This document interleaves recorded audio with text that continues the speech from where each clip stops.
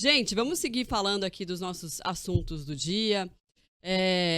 Bom, o escândalo, né, no futebol, que está se desdobrando a situação e está virando uma situação cada vez pior. A APF, então, agora deve instaurar um inquérito para apurar a manipulação nos jogos de futebol. 16 pessoas já foram denunciadas, entre jogadores e apostadores. Então, 53 atletas foram citados, né? Não que eles são culpados, mas foram citados nessas investigações.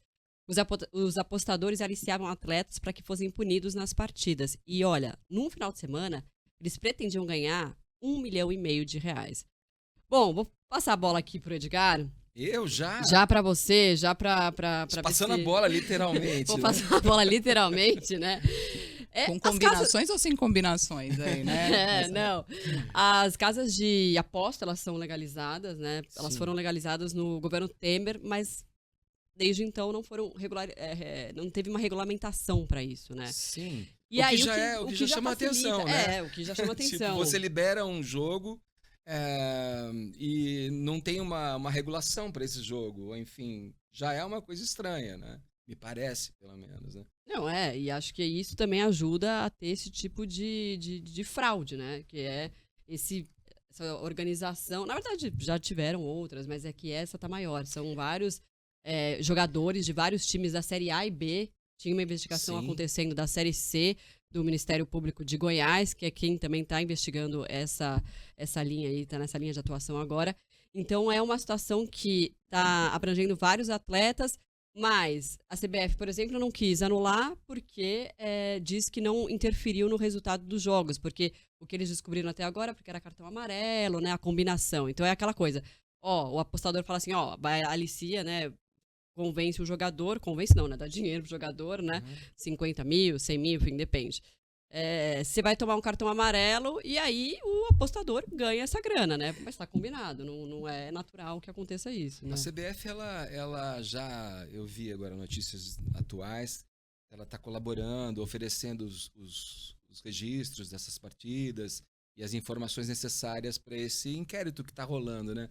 Agora, chama muita atenção, porque eu fiquei pensando, né? Como é que é o futebol? O futebol mexe com a paixão, as pessoas estão ali extravasando, gostam de um time por amor, por tradição, pela família, então tem muita coisa envolvida. Quando você mexe com a paixão do torcedor e numa situação dessa em que coloca em dúvida ou em risco o resultado de uma partida, enfim, ou mesmo um cartão amarelo, como eles alegam que ainda não chegou num ponto de afetar o resultado de uma partida, é uma coisa muito séria, cara. E esse mundo que da pós-verdade, né, que a gente vive, bastou um ramo de atividade ser liberado pelo governo já de uma maneira ainda, muito eu solta, acho, né? precipitada, porque não tem uma regulação ainda definida e clara, para os criminosos começarem a agir. Veja, há muito pouco tempo atrás, quem era ladrão era o juiz, e olhe lá, aquele juiz é ladrão,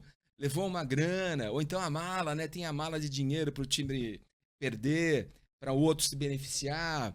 Agora você vê, se espalhou esse mal feito, esse ato ilícito, assim, de uma maneira em que o jogador, se ele está num clube e aceita fazer isso, ele é um cúmplice de um crime. Cúmplice de crime é um criminoso também, entendeu? Lógico. O cara está interferindo e manipulando uma situação em que vai fazer esse grupo, essa quadrilha, enfim, ganhar dinheiro, e não é pouco. Então o jogador, ele é a ponta principal aí, porque a denúncia tem que partir dele.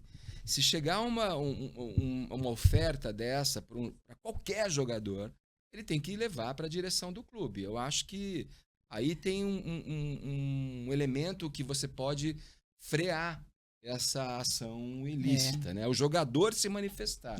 Mas é um olha, absurdo, cara. Chegou a ver hoje, eu vi hoje no noticiário entrevista de jogadores, né? E falando, Não, mas todo mundo já foi abordado para alguma coisa nesse sentido. Então dá a impressão de que isso é a ponta, né, de um iceberg aí, Sim. que muita coisa.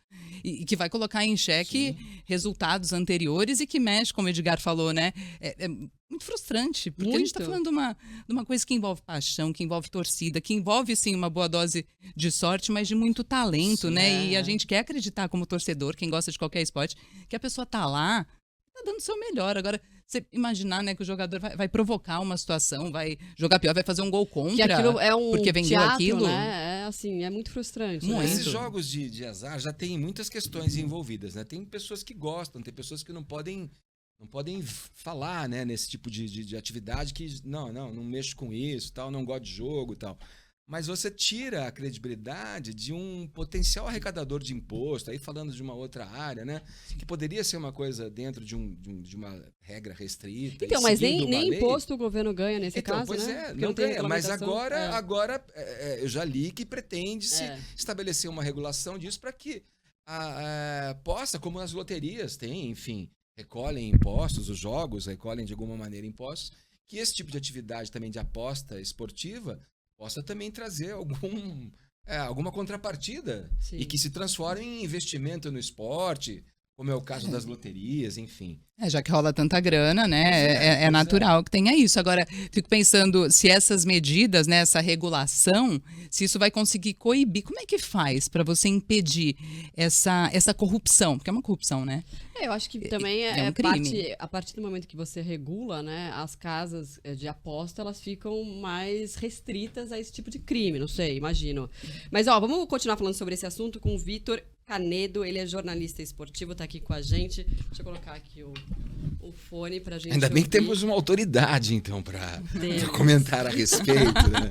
Vamos jogar na conta dele. Vitor, Vamos passar a bola para ele. É Passa a isso, bola. vamos passar a bola para você já. E vamos falar desse ponto que a gente estava falando, né? Sobre a regulamentação dos jogos, né? Envolvendo as apostas, que isso é legalizado no Brasil, mas não tem regra, né? Inclusive não tem impostos sendo colhidos por conta disso. Boa noite, gente. Marcela, Edgar, Natália, entregando Boa a minha noite, idade. nem falei boa noite. Não, tudo certo. Entregando a minha idade, eu também acompanhei o Edgar na MTV, então Opa! né, eu sou mais um aí. Boa! Assistia a toda a programação ali na época. Que legal.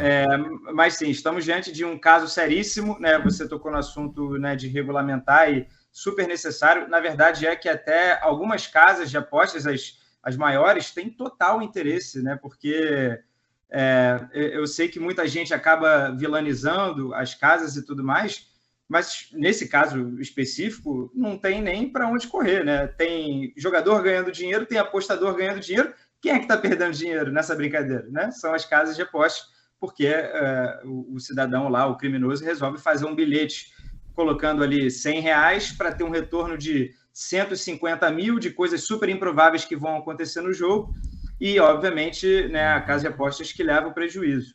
Então, E ainda coloca do robô, interesse delas né, também. Vitor? O G1 estava dando hoje que eles colocavam um robô também para ter mais acesso a esse tipo de aposta, né? O que eu li de influência de robô, eu não sei nem se é ilegal, mas softwares criados para identificar altas probabilidades nos jogos, né? Esse jogo aqui está com muita cara que vai sair um gol. Então, o robô te avisava, você ia lá e apostava. Logicamente, né, não vai ser 100% das vezes que vai sair o gol, mas, né, o robô já fazia um grande serviço ali. Mas, sim, eu acho que ainda o interesse também da classe... O criminoso sempre vai estar um passo à frente. Então, eu acho que com as casas regulamentadas, elas passam a também ter responsabilidade de contribuir com a segurança, né? Hoje, muitas casas são sediadas fora, além de toda a questão de imposto. O governo quer cobrar uma licença de 30 milhões só para elas poderem atuar aqui no Brasil. E para algumas casas, ainda assim, é super interessante, porque o mercado brasileiro é enorme. Então, eles, né, aceitam pagar esses 30 milhões, apostando, olha aí o trocadilho, que vão conseguir arrecadar ao longo desse ano muito mais do que isso. Então, oi, diga.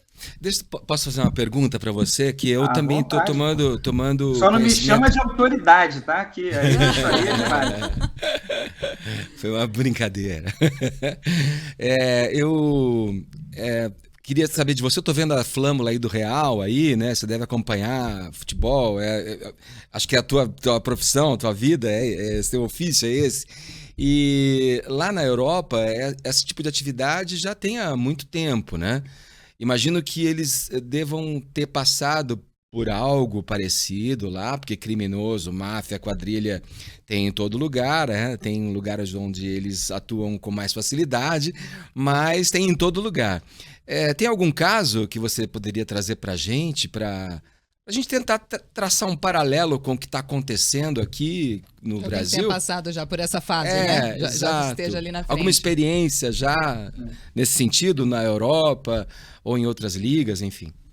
Tivemos. Acho que o escândalo mais famoso veio da Itália ali em 2005, que é o Calciopoli, que acabou que é Juventus, um super clube famoso, né? Acabou rebaixado por manipulação de resultados. Mas aqui mesmo no Brasil, não sei se vocês vão lembrar, em 2005 tivemos a máfia do apito, relacionada também, né? Acabou que foi uma super discussão, porque isso invadiu o campo, né? O árbitro Edilson Pereira de Carvalho, ele recebia cerca de 10 a 15 mil reais por jogo, isso naquela época era um dinheirão, né? Hoje é um dinheiro, continua sendo um dinheiro legal, mas naquela época era ainda mais.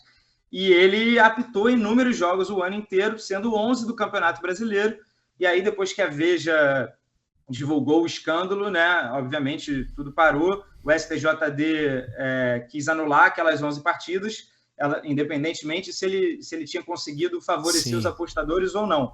Porque, né, as escutas, como o juiz é um elemento do jogo, ele pode influenciar, ele pode marcar um pênalti, ele pode não dar um impedimento, ele pode expulsar alguém. Mas se o craque do outro time estiver endiabrado, o time do cara vai ganhar o jogo e ele não tem o que fazer. Então, a máfia, né, começou a perder dinheiro, e aí, pela ganância, o Edilson foi se comprometendo mais e mais, pegando mais jogos, e aí o escândalo estourou, 11 jogos foram refeitos, e o Corinthians acabou campeão naquele ano. Aê, tô brincando. Ô, Vitor, mas em relação a esse escândalo, foi a partir daí que pouco se teve de notícia, de informação relacionada à manipulação de jogos por parte do juiz, né? Porque os juízes ficaram temendo, né? Os juízes, assim, os árbitros ficaram temendo esse tipo de situação depois desse escândalo, né? Por mais que... O que aconteceu com o Edilson? Não tinham como tipificar esse crime, então o Edilson ele ficou menos de uma semana preso, o Edilson e o empresário que foi pego nas escutas também. E, é claro, ele parou de apitar, né? Ele tentou escrever um livro, coisas que acontecem no Brasil, né? Né? Vai que eu faço um super sucesso, né? Mesmo tendo feito coisas super erradas. Mas não deu certo, acabou que, né, perdeu o emprego, foi morar numa cidadezinha ali no interior de São Paulo, mas não foi preso, né? O cara foi responsável pelo maior escândalo de arbitragem até então do futebol brasileiro, de manipulação de resultado, mexeu com a vida de um monte de gente, e não foi preso. Então, eu acho que a punição, isso deixa até, de certa maneira, um exemplo para que a punição agora seja super educativa. Assim, tem muita gente que... É uma discussão bem complexa. Como é que você vai definir? Você vai banir os atletas, os responsáveis pelo jogo, ou você vai dar 2 anos, 5 anos? Mas, assim, a gente está diante de algo tão grave que pode ainda surgir, né, só crescer essa bola de neve, que eu acho que a decisão agora é a mais importante. Tipo assim, isso é inaceitável, temos que dar um exemplo. Exatamente. Então, mas aí a gente está falando de punição, né? E a punição, claro, exemplar e tal, para coibir, para intimidar, que isso siga acontecendo. Agora, a regulamentação, Vitor, você enxerga como ela pode evitar, prevenir a corrupção, ou você acha que ela vai acabar sendo mais importante para essa questão mesmo de arrecadação de impostos, de tributos, do governo lucrar com um dinheiro muito grande que está rolando? Também, né? Eu acho que a principal parte é isso, tem muito dinheiro rolando, e, né, e o Brasil não vai ganhar com isso, só os outros, então parte desse princípio, logicamente, mas tem a questão da segurança, né, do compartilhamento de dados. As empresas sediadas no Brasil, né, serão obrigadas a ter sede no Brasil, serão obrigadas a respeitar as nossas leis. Então, viu alguma movimentação suspeita de dinheiro, opa, a casa já vai ter a quem reportar, né? E aí vai iniciar rapidamente um processo de investigação. Todos esses casos que estão saindo agora, em maio, aconteceram entre, vai lá, agosto, setembro, outubro do ano passado. Com certeza, teve muita... A máfia continuou, porque a máfia não parou de fazer isso. Se ela não soube que estava sendo investigada, ela continuou. Então, eu acho que a gente ainda vai descobrir muitos casos que prolongaram nos campeonatos estaduais, né, nesse início de ano. E aí, minha gente, esquece. Eu acho que vai vir muita coisa ainda. Tem muita gente falando em fase 3, né? Eu não tenho nenhuma informação a respeito, mas eu acho que teremos mais nomes importantes do nosso futebol envolvidos.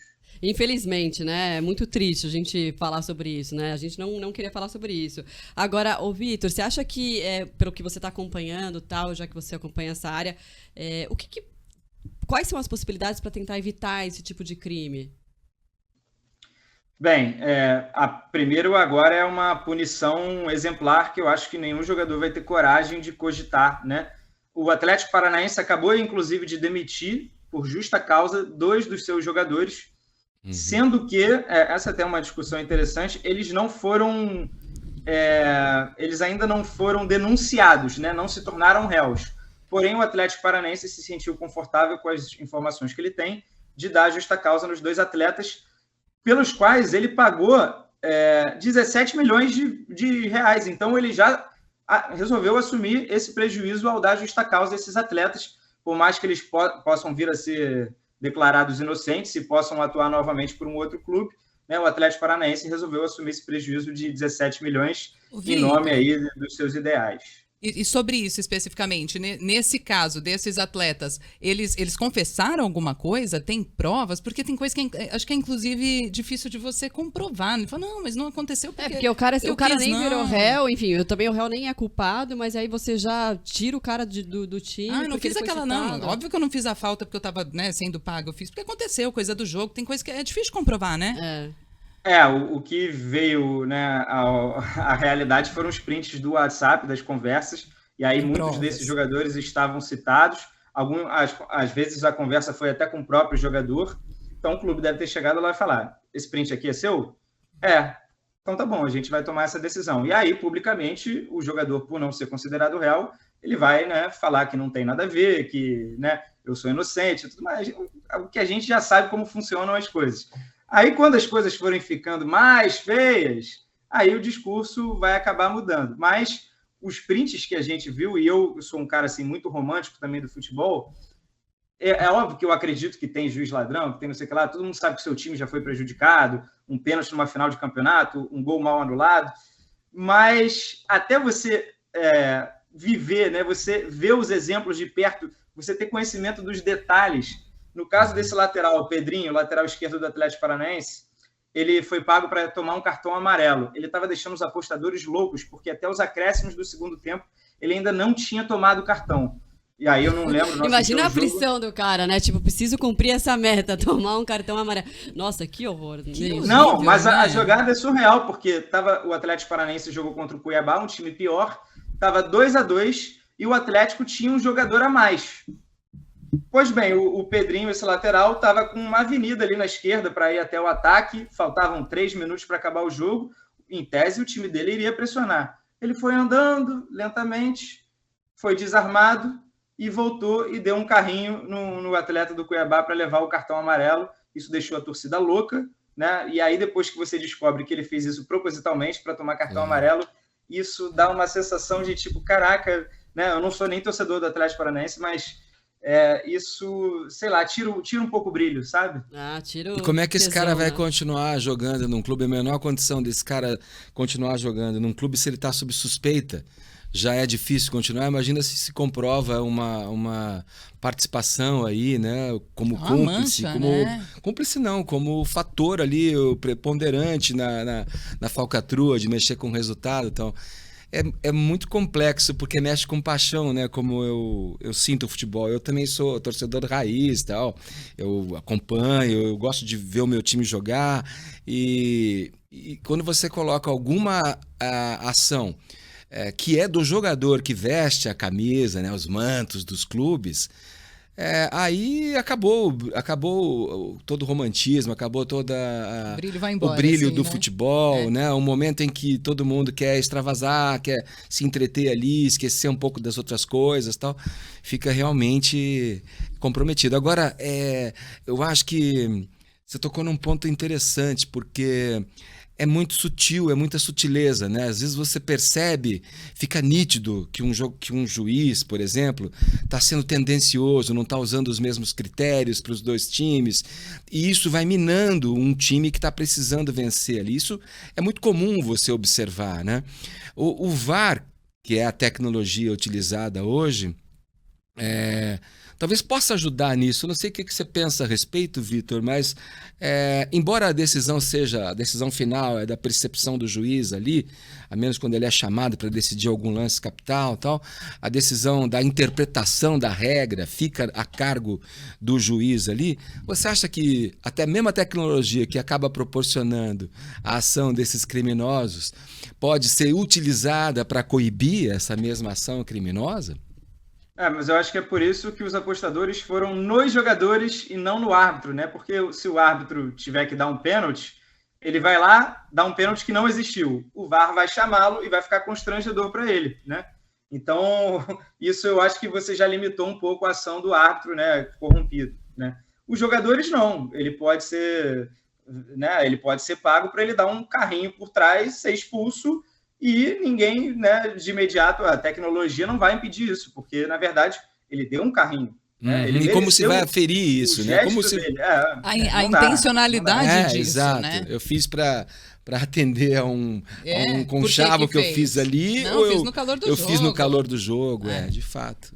Que sinuca, hein? Pesadíssimo, pesadíssimo. Pois é. Ô, Vitor, brigadão por falar com a gente, por atender a gente. Muito bom, você entende. A gente vai te chamar, acionar várias vezes, porque esse assunto ainda vai dar muito pano pra manga, viu? Valeu, boa noite. Valeu, bom programa pra você, gente. É um prazer. Sextou, hein? Sextou, aê! Valeu. Valeu.